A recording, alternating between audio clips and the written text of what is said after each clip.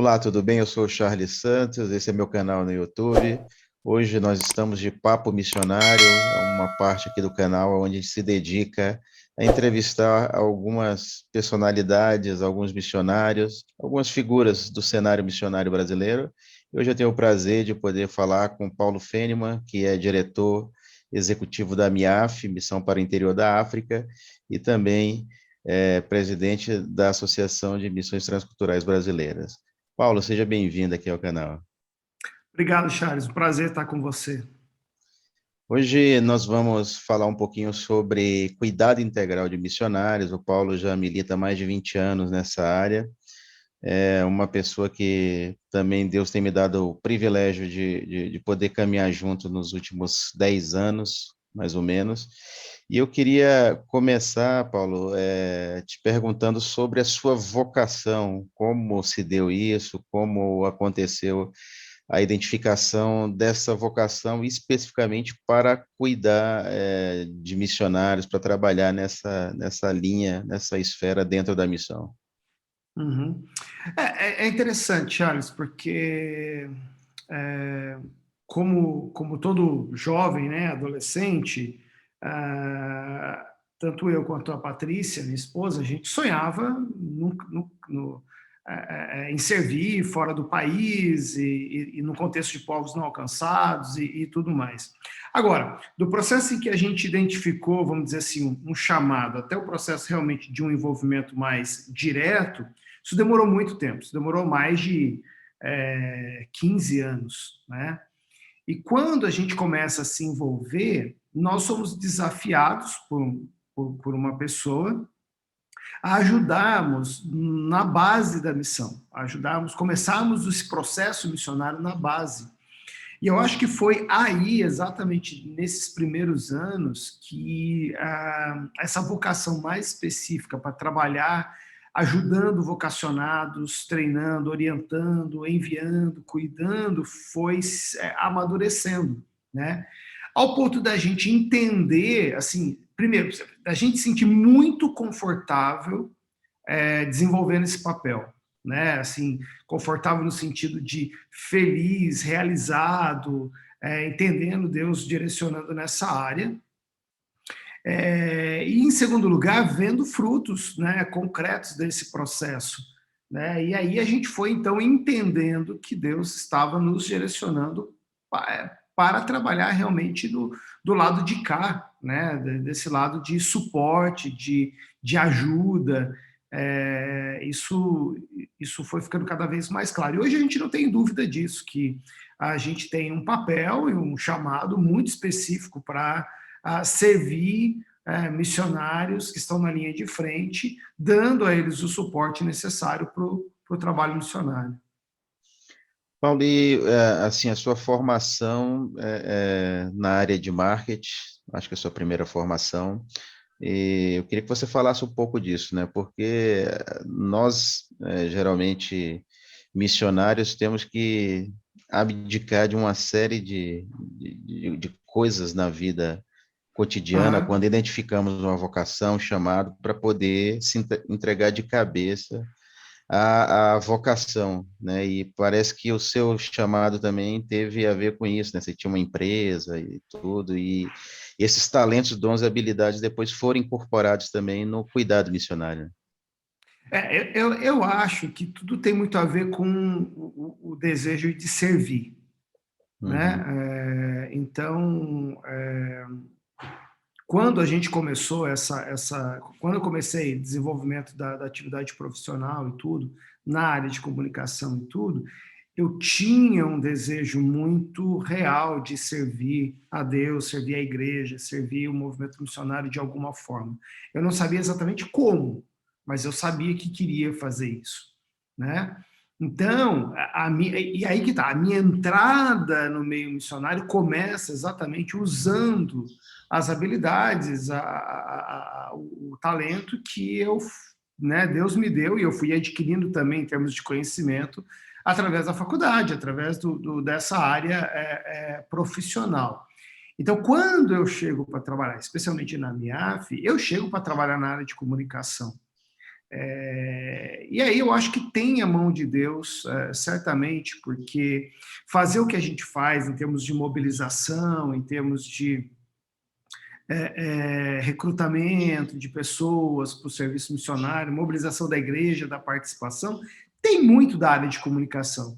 Eu me vejo ainda hoje, né, não mais trabalhando na área de comunicação, mas eu me vejo ainda hoje usando muito das ferramentas dessa formação hoje no desenvolvimento do meu ministério, na mobilização e tudo mais. Então, eu acho assim, Deus pegou uma habilidade e eu fui amadurecendo, entendendo como aquilo poderia servir ainda mais ou melhor ao trabalho missionário e o trabalho missionário aqui na MIAF. E quais os maiores desafios que você tem encontrado ao longo desses anos no cuidado de missionários através da MIAF e outras parcerias que você tem servido? A vocação do missionário ela é o tanto quanto marginalizada no nosso país, né? Então, marginalizada no sentido de que muitas pessoas não entendem bem como funciona esse processo e o cuidar de missionários é algo ainda muito restrito à compreensão das organizações missionárias. Eu acho que o grande desafio, Charles, em relação a cuidado, é a gente ainda não entender que o cuidado não começa quando o missionário está no exercício do seu chamado. O cuidado começa antes. O cuidado começa até mesmo na sua preparação. O Neil Pirolo é um autor que escreveu um livro chamado Servindo como Enviadores, ou Servindo como os que servem, tem duas versões em português do livro. Ele vai dizer isso, né? O cuidado missionário começa na preparação do missionário. Por exemplo, um desafio que a gente tem hoje é treinar novos missionários no que diz respeito à resiliência, ou seja, preparar bem os missionários para que eles sejam resilientes diante das dificuldades, dos problemas que eles vão enfrentar. Porque problemas todos nós vamos enfrentar. O missionário está lá na África, ou lá na Índia, ou lá na China, ou no Oriente Médio, ou lá numa tribo na Amazônia, vai enfrentar problemas da mesma forma que eu aqui, trabalhando na base, vou enfrentar. Os problemas são diferentes, mas não há nada de errado em ter problemas e ter que enfrentar esses problemas. A grande questão é ser resiliente, é saber lidar com isso, é saber trabalhar de forma com que você consiga passar por essas situações. Então, esse seria um dos problemas. Trabalhar nessa questão da resiliência, ajudar os missionários, por exemplo, a serem cada vez mais resilientes, considerando que nós estamos falando dos lugares mais difíceis ainda para serem alcançados em todo o mundo. Na sua opinião, quais são as responsabilidades da igreja local diante do cuidado integral do missionário e o papel da agência missionária nesse processo, que é um processo participativo, né? Ambos são igreja. Eu não gosto muito daquele conceito que foi espalhado no Brasil há algum tempo atrás de as organizações serem vistas como para-eclesiásticas. Entendo que a organização, as missões são igreja ou uma plataforma da igreja para poder servir a obra missionária, mas existe definições, né? As agências facilitam a logística e tudo, e como definir esse papel e as responsabilidades da igreja local nesse processo? Eu acho que a responsabilidade ela é compartilhada, ou pelo menos ela Uhum. deveria ser compartilhada entre igreja e organização missionária. Eu acho que a organização missionária, de certa forma, por causa da sua experiência, ao longo da sua caminhada, ela tem alguma expertise, especialmente no que diz respeito ao local de ministério, né?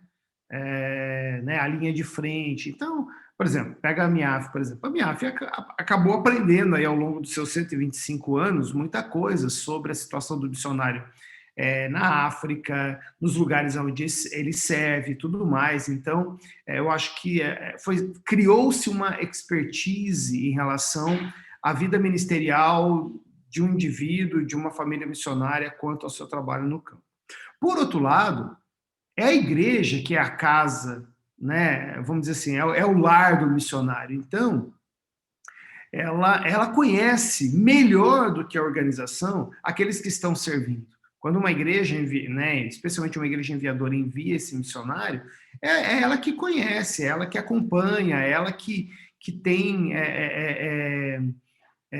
participação nesse dia a dia da vida do missionário. Então, por isso que eu acho que, especialmente no que diz respeito ao cuidado missionário, isso precisa ser compartilhado. É uma responsabilidade a ser compartilhada, né? Decisões precisam ser tomadas em conjunto, ações precisam ser tomadas em conjunto. Agora, é claro que quando o missionário, por exemplo, está na linha de frente, lá servindo, a agência está mais próxima, existe uma equipe lá mais próxima, então é melhor que esse cuidado seja realizado naquele âmbito. Mas, em tempos e tempos, esses missionários vêm para casa, né, para uma divulgação, ou por um tempo de descanso, ou até mesmo por uma questão mais séria, de saúde emocional e uma série de coisas. Eu acho que a igreja é o lar, é ali que ela se sente confortável, aconchegada. Então, a igreja precisa exercer esse papel também de cuidado. Eu acho que se, desde o início, igreja e agência fizerem um bom acordo, quem sai ganhando é o missionário, porque ele vai ser muito bem cuidado. E aí, ambas, agências e igreja, precisam trabalhar em definir o papel e a responsabilidade de cada uma diante dos momentos diferentes em que vive o missionário. Então, eu concordo com você, essa ideia de ser para-eclesiástico, ou achar que, eu envio, como igreja local, né? Eu enviei um missionário, agora vocês aí que resolvam. Ou, ao contrário, a agência missionária fala assim, não, ele é missionário nosso aqui, deixa que a gente resolva, nenhum e nem outro. Eu acho que ambos têm uma responsabilidade e, se feito em unidade, em parceria, em aliança, podem assim garantir um bom andamento e uma boa ação, né, do que diz respeito ao cuidado missionário, evitando alguns maiores desgastes, problemas que todo missionário acaba enfrentando ao longo da sua caminhada. Sabemos que a caminhada tem muito choro, suor e lágrima. Agora, quais assim seriam os privilégios nesses anos de experiência que você tem tido aí em relação ao cuidado de missionários, né? Porque existe também privilégio, né? Um grande privilégio de servir na missão. O que você poderia identificar ou citar para nós nesse sentido? Eu acho que o maior privilégio é ver os frutos, né? Os frutos daqueles. Quando eu digo os frutos no campo, né? Lá na outra ponta. Porque não, eu acho assim, para nós que estamos como Ministério de Suporte, de base, não há alegria maior de você ter despertado vocação, você ter acompanhado esses que foram despertados no processo de treinamento, de orientação, vê-los chegando no campo e vê-los dando fruto. Eu acho que esse é o maior privilégio que a gente tem. Né? E eu, assim, particularmente, eu tive algumas dessas alegrias de acompanhar, aí eu entrego minha idade aqui, né? Mas acompanhar alguns jovens que chegaram para mim durante uma pregação, durante uma conferência, alguma coisa, e dizer assim, olha, eu tenho um chamado missionário, eu quero exercer o meu chamado. E aí você começar esse processo de mentoreamento, de acompanhamento, e hoje vê-los no campo, dando frutos, servindo a Deus, sendo uma bênção. Eu acho que esse é o privilégio maior que a gente tem. Então, fale sobre uma experiência assim marcante para você em relação a um vocacionado que foi mentoreado por ti e resultou em um missionário frutífero com contribuições assim que têm sido relevantes no campo. Eu já ouvi algumas histórias de pessoas que chegaram para você e anos depois, depois de uma amizade, de relacionamento, essas pessoas foram servir, estão dando frutos hoje no campo africano. Tem a história de um casal de Santa Catarina. Eu fui falar num acampamento de adolescentes, né? Eu era bem novo, viu, Charles? Não é que eu sou velho, não. Eu era bem Não, novo e eles eram adolescentes. Eu era você, quase da mesma idade que eles. você não tinha barba, nem tava branca, né? Não, eu tinha cabelo naquela época. Mas assim, eu fui falar nesse acampamento de adolescentes, ele deveria ter uns 17 anos, ela uns 15 anos, eram namorados ainda. E vieram falar, olha, nós temos um chamado missionário, nós queremos... e eles fizeram exatamente essa ordem, né? Nós queremos casar, nós queremos estudar, casar e queremos ser missionários.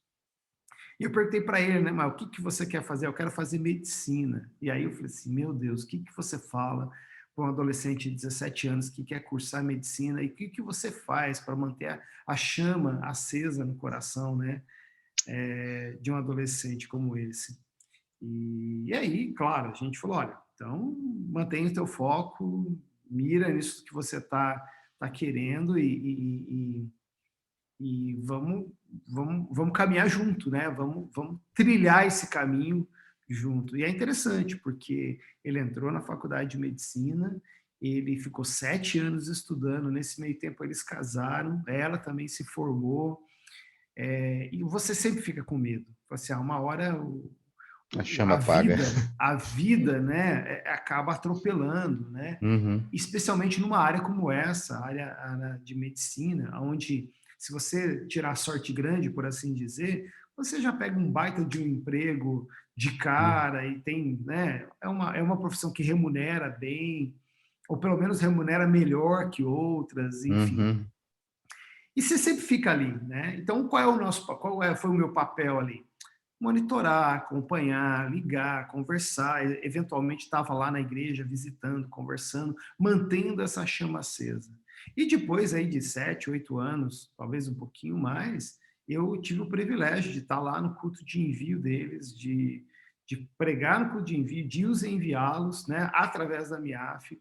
Eles serviram ali nas Ilhas Comores por alguns anos, numa equipe de plantação de igreja. Hoje estão trabalhando, continuam trabalhando ali no Oceano Índico, em uma ilha ali, e sendo frutífero, trabalhando num país de contexto muçulmano, usando a sua profissão, tendo a oportunidade de compartilhar o evangelho através da sua profissão. Então, isso é muito legal. Isso é muito legal, né? Ver isso acontecer. Eu já ouvi você falar que a maior alegria aí da base é quando o missionário está longe, né? Você gosta É, de ver os. diz o ditado que missionário bom é missionário longe, né? Então, quanto mais gente distante servindo transculturalmente, a gente tá feliz. Certo. Eu também não gosto dessa divisão que as pessoas às vezes usam de missionário de base e missionário de campo, né? Como se a base não fosse um campo missionário. Como lidar com essa realidade no nosso contexto aqui? Como você tem procurado trabalhar na motivação desses missionários que estão servindo de suporte àqueles que estão lá na linha de frente, né? Eu acho que a primeira coisa é ensinar a igreja biblicamente, mostrar à igreja, né, qual é o papel, qual a importância daqueles que dão suporte, né, para o trabalho missionário. Eu acho que uma das maneiras de fazer isso é exatamente olhando para o apóstolo Paulo. A gente gosta muito e a gente exalta muito todos os feitos do apóstolo Paulo em termos de plantação de igreja, do levar o evangelho, né, aos não alcançados da sua época e tudo mais, e realmente, né, ele faz isso com uma grande maestria, realmente digno aí de aprender, de agradecer a Deus por tudo que o apóstolo Paulo fez. Mas a gente dá pouca importância por todas aquelas pessoas que estavam por trás do apóstolo. Por exemplo, Paulo, ele tem uma equipe médica que cuida da sua saúde, né? Ela era aí representada pela vida de Lucas, né? Lucas acompanhava Paulo na sua caminhada e aqueles que assistiram o filme, né? Paulo, o apóstolo, percebem que em Lucas, em alguns momentos aí de sofrimento físico de Paulo, ele está ali cuidando de suas feridas quando ele é açoitado, ou recomendando isso, ou recomendando aquilo. Paulo tem uma equipe de segurança. A Bíblia fala que em 2 ocasiões, quando ele estava sendo ameaçado, sua vida estava sendo ameaçada, alguns dos seus companheiros ali escondeu, né, tiraram ele da cidade, então para que ele não fosse morto. Uhum. Então tem uma equipe ali cuidando da segurança dele. Paulo tem uma equipe de comunicação. Basta dizer que algumas das cartas de Paulo não foram redigidas por ele, né, mas redigidas por outros, como é o caso de Romanos, que é redigida por Tércio.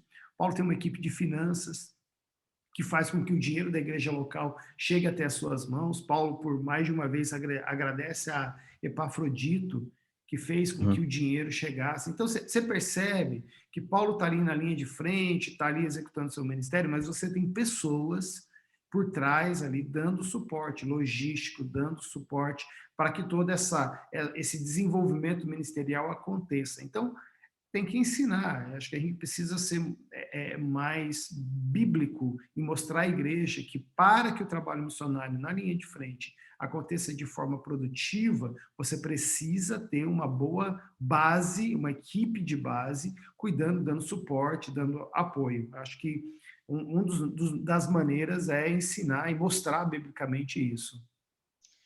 Paulo, eu tenho quase 3 décadas de caminhada cristã e observo, em relação ao tempo da minha adolescência para hoje, que a nossa modernidade líquida, ou pós-modernidade, como alguns assim conceituam, ela tem afastado as pessoas cada vez mais no cenário da igreja de uma vocação missionária, né? As pessoas estão cada vez mais no ocidente individualistas, procurando fazer a sua vida, ter uma profissão, ganhar dinheiro, e não, a gente observa que não se fala tanto na igreja sobre vocação ou sobre como lidar com os vocacionados.